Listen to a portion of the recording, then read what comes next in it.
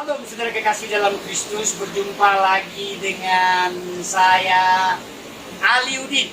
Hari ini saya ada di Sulawesi Tengah, tepatnya di Poso. Saya hadir di Sulawesi Tengah, tepatnya di Poso. Di belakang saya ini atau di samping saya ini tepat sekali danau yang indah di Poso. Danau yang sangat luar biasa. Cantik, pemandangan luar biasa. Anda dapat menyaksikan di belakang saya ini tumbuhan pohon yang hijau, pemandangan indah di Danau Poso ini. Tetapi sayang sekali karena hari ini hujan, jadi cuaca cukup mendung, cuaca kurang terang, sangat jelas. Tetapi saya yakin dan percaya Anda dapat menyaksikan pemandangan saya dengan hambanya yang sangat luar biasa, hamba Allah yang Tuhan, yang Allah izinkan mengasihi banyak saudara-saudara, banyak orang-orang. Hamba Allah ini banyak mengunjungi sampai ke gunung-gunung suku Lauje, suku-suku di atas gunung. Dan saya juga banyak mengunjungi di suku-suku yang terabaikan, suku-suku yang perlu perhatian, sentuhan kasih, sentuhan secara batin agar mereka merasakan sentuhan kasih Allah Subhanahu wa Ta'ala, kasih Tuhan itu sendiri. Inilah saya berjumpa dengan hambanya. Boleh silakan perkenalkan nama sedikit buat pemirsa, penonton kita yang menyaksikan suara kita ini. Silakan. Baik, saudara-saudara sekalian, nama saya Samuel Lasa, seorang gembala sidang di Kota Wisata Tentena dan juga pengajar di Sekolah Alkitab dan Sekolah Tinggi Teologi, dan juga sebagai pengkhotbah dan memberikan seminar. Sangat senang bersama dengan saudara-saudari sekalian pada kesempatan ini. Luar biasa.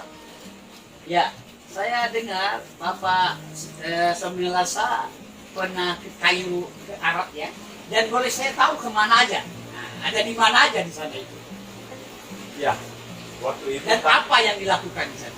waktu itu tahun 2004, dan kita pergi ke sana dengan belajar belajar untuk khususnya konflik Israel Palestina. Kami ada di Bethlehem, namanya Bethlehem Bible College. Di situ kami belajar bagaimana orang-orang Palestina, khususnya yang ada di sekolah Alkitab, itu sekolah tinggi Alkitab, mereka juga memiliki satu kerinduan tentang upaya perdamaian. Ya, satu kata yang saya ingat yang mereka curahkan waktu itu, ketertundukan satu dengan yang lain. Maksudnya kalau damai itu tercipta, maka kedua belah pihak saling menghargai satu dengan yang lain. Itu satu kata kunci, submit ya, saling tunduk satu dengan yang lain. Nah, itu yang merupakan bagian yang penting dalam pelajaran kami, bahwa mereka di sana merindukan suatu perdamaian. Ya. Dan perdamaian, upaya perdamaian atau juga yang konflik yang terjadi di sana, perlu juga saya sampaikan bahwa itu bukan konflik agama. Bukan konflik agama ya? Tetapi itu konflik teritorial ya. Perbatasan area di mana Israel Palestina, di mana sebetulnya itu yang merupakan konflik di sana. Jadi saya belajar 2 minggu di sana. Kemudian juga ada kesempatan untuk berkunjung ke situs-situs sejarah Alkitab. Kemudian kita juga konsen di Aman, kota Aman, Yordania. Aman apa Yaman? Aman, kota Aman. Ya. Ya, Aman di Yordania. Dan di situ kami belajar bahasa Arab dasar di satu tempat pendidikan yang namanya Chelsea Arabic Program. 6 bulan setengah, Bang.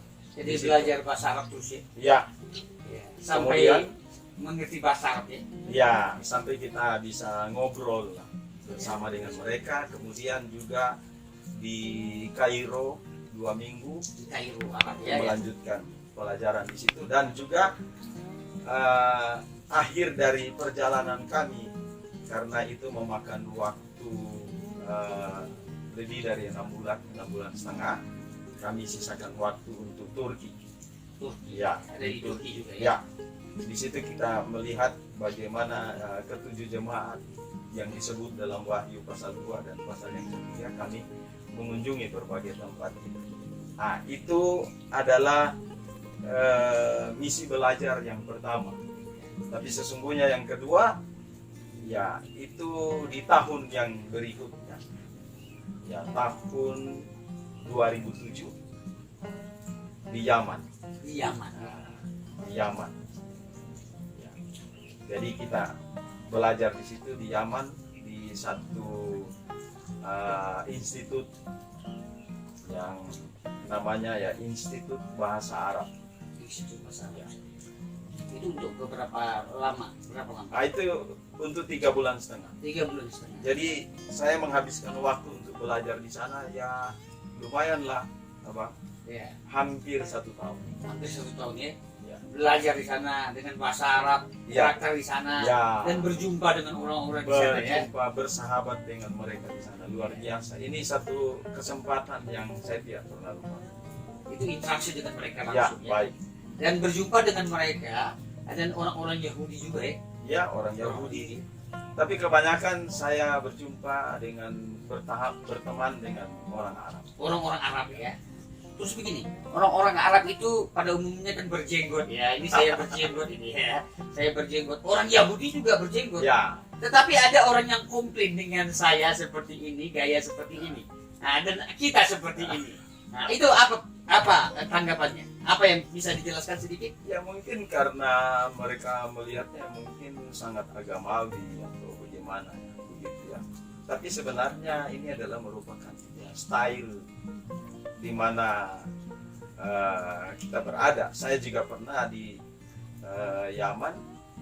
Ya, Pada umumnya orang sedikit berjenggot. panjang lah di situ saya pelihara ini, tapi di bagian atas dicukur lumayan seperti Iya, saya Bang juga Aliudin, cukur di Pak. atas ya, Ya. agak ringankan dan di sini bawah. ya, Entah kenapa di leher juga ada ini, saya juga bingung ya. Ya entah kenapa gitu ya. Mungkin karena saya orang Aceh, saya dari Aceh. Ya mungkin ada darah di sana sedikit, mungkin ya. Saya kurang tahu. Katanya Aceh itu artinya Arab, Cina, Eropa, Oh, India betul. ya. Jadi mungkin ada darah-darah itu sedikit. Mungkin ya, saya juga kurang mengerti jelas. Yang jelas saya dengar-dengar seperti itu ya. Saya dengan style begini, ini saya pakai baju koko. Baju koko ini baju Cina ya, orang-orang Cina. Tetapi banyak orang yang mengomentari, kenapa kamu pakai aksesoris kami ya. Padahal saya hanya global, karena baju ini banyak dijual di mana-mana di seluruh Indonesia. Banyak dijual dan cukup murah di toko, di pasar ya. Masa saya salah pakai baju koko? Baju koko ini kan bajunya style orang Chinese ya, orang Cina gitu ya. Tapi tidak mengurangi rasa sukacita ya. Inilah seperti ini ya, kami berjumpa bersama. Saya aja tidak membayangkan beliau dengan gaya seperti ini dan berjumpa. Saya tidak pernah memikirkannya, saya tidak pernah membayangkannya untuk kami berbincang-bincang, bertemu seperti ini. Banyak tahun yang lalu saya berjumpa dengan beliau. Kebetulan beliau juga boleh dibilang dosen pembimbing saya ya di dalam saya kuliah ya. Tadi beliau sudah mengatakan mengajar ya, boleh dibilang, boleh saya katakan beliaulah guru saya juga, karena beliau sudah ke negeri Arab sana belajar banyak hal. Ya inilah perjumpaan kami, saudara kekasih dalam Kristus. Kami tidak pernah membayangkan, belum pernah merencanakan. Tiba-tiba saya ada pelayanan dari Luwu dan diarahkan pelayanan saya di Poso ini, dan saya hadir di Poso dan berjumpalah dengan senior saya. Inilah perjumpaan kami. Mungkin ada sesuatu Bapak yang perlu disampaikan kepada penonton semua yang menyaksikan suara kita ini, baik saudara kita dari seberang dan saudara-saudara kita yang mengimani, yang mempercayai Yesus Kristus Tuhan dan Juru Selamat dalam hidup orang-orang percaya. Mungkin ada sesuatu yang dibicarakan. Ya. Saya tertarik dengan eh, ucapan salam dari agama Semawi. Yang agama Semawi ini dibilang ya Yahudi, Kristen, Arab, Islam. Itu Samawi ya. Agama Semawi itu salamnya itu sama. Jadi mengedepankan kata perdamaian. Perdamaian. Ya, kalau orang Yahudi selalu menyapa Shalom Alaikum, damai sejahtera bagi kamu. Kalau orang Arab selalu bilang Assalamualaikum, ya, salam bagimu. Kalau orang Indonesia berkata salam sejahtera.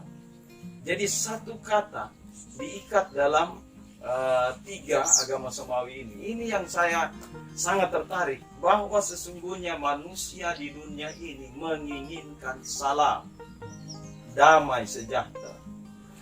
Nah, sangat menarik saudara-saudara sekalian, ya, bahwa satu keinginan yang kuat dari setiap manusia untuk merindukan salam atau perdamaian di tengah-tengah umat manusia yang kacau balau ini, yang sangat heterogen dan ya macam-macam perbedaan budaya, agama dan lain sebagainya. Tapi sebetulnya kita diikat dalam satu kata ini, yaitu damai, damai sejahtera bagi.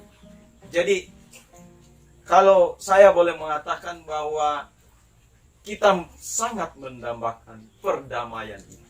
Saya teringat ucapan Yesus Kristus waktu disalib.